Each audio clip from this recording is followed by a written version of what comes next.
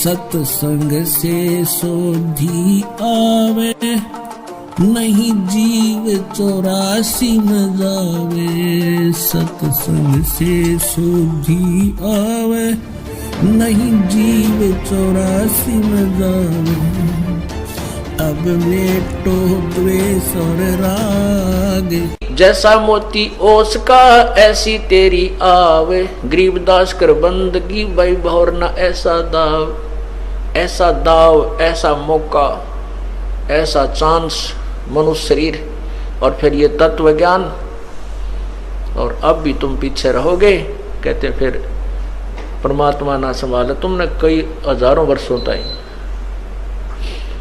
हजारों युगों तक नहीं संभालेगा, क्योंकि आप रिजेक्ट कर दिए जाओगे कि इतना कुछ होने के बावजूद भी, और फिर अपनी अज्ञानता और अपने ही ज्ञान के ऊपर आधारित होकर के अपने आप ही चले। संत की एक भी नहीं मानी, क्यों कुछ दिनों के बाद परमात्मा इतना सुख दे देता है, यूं सोचा है बस मौज माजरी है और ऐसे ही होना था। नहीं, यही भूल समाप्त कर देना कि प्रभु के चरणों में आने के बाद जो आपने पुण्यदान किया है, ये हो सकता है आपका इस जीवन भी चल सके और 1-2 जीवन और भी चल सकता है, इतना पुण्य हो जाता आपका।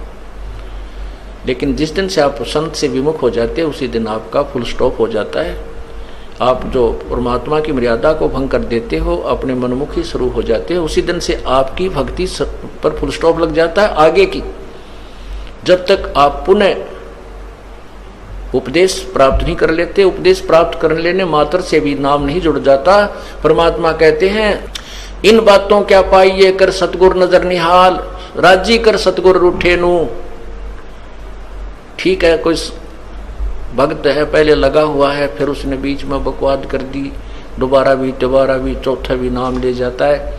जब तक इस दास हृदय से उसको उपदेश नहीं देता, तब तक उसका पुनर्नाम सब नहीं जुड़ पाएगा। ये मेरे बस की बात नहीं, ये परमात्मा की ही प्रेरणा अंदर से होती है। नाम अवश्य दे दिया जाता है, क्योंकि हमारा स्वभाव है कि हो सकता है ये बालक फिर सुधर जाए, बच्चा भगवान का। तो इसलिए कहते हैं राजी कर सतगुरु रूठे नु, यानी अपने सतगुरु, मान ले आपसे गलती हो जाती है, सतगुरु क्यों रुष्ट होते हैं? क्योंकि आप विद्यार्थी, वो विद्यार्थी से टीचर रुष्ट होता है जो कोई भी मर्यादा नहीं निभाता, बार बार समझाने के बाद भी शरारत करने से बाज नहीं आता, तो वो उससे रुष्ट होता है। ऐसे ही परमात्मा का मार्ग है, आप विद्यार्थी हैं, ये दास आध्यात्मिक टीचर है। आपके हित के लिए आपको समझाया बुझाया जाता है, गलती करते हो आपको धमकाया भी जाता है, आपके भविष्य को मद्देनजर रखते हुए। निदास का कोई लेन देन नहीं। अब जो बच्चे परमात्मा से विमुख हो गए, नाम ले रखा था, गलतियों पर गलतियां की, हमने उनको धमका दिया, उनका नाम काट दिया गया यहाँ से, इस विद्यालय से, तो वो बाहर चले जाते हैं अपने दूसरे क्षेत्र में या दूसरे संत के पास, या जैसी पूजाएं जिसको पहले करते थे वो करने लग जाते हैं। और वो कहते हैं हमारे ताज भी ठाठ हो रहे हैं, हमने तो उनको छोड़ दिया, उस नाम को भी, संस्था को भी छोड़ दिया, और कहते हैं अब हमें कोई हानि नहीं हो रही है। पुण्यात्माओं, आप जब तक आपका नाम जुड़ा है, आप कोई गलती करते हो, परमात्मा आपको झटका देता है एक आधा हल्का सा, ताकि तुम सुधर जाओ, सावधान हो जाओ, आगे गलती ना करो। और जब यहाँ से विमुख हो जाते हो, आपका नाम कट जाता है, आप चाहे सत्संग में भी आते रहोगे, परमात्मा आपको स्वीकार नहीं करता है, तो फिर आपके ऊपर झटके नहीं आएंगे, आपको केवल वो काल पुण्य देगा जो आपका दे रखा है। जैसे विद्यार्थी, जो बच्चा स्कूल में आता है, गलती करता, टीचर उसको पीटता भी है, एक आधा थप्पड़ भी मार दे, खुड़कावत धमकाता भी है, और जब वो बच्चा स्कूल छोड़कर चला जाता है, फिर चाहे वो गधे पर बैठ कर बारी लेता रहे, कहीं घूमता रहो, कहीं खेलो, वो टीचर उसको कुछ नहीं कहेगा, उसके साथ से निकल जाएगा। वो कितनी शरारत कर रहा हो, वो नहीं, टीचर नहीं बोलेगा उससे, क्योंकि अब उसका विद्यार्थी नहीं रहा।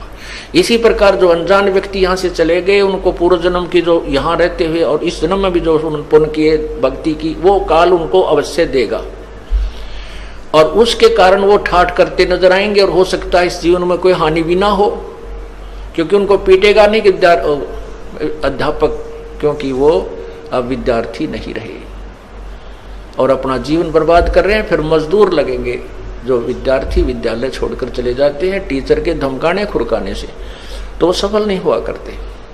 तो इसी प्रकार हमने उस परमात्मा की भक्ति करनी है। बोलो सतगुरुदेव की जय।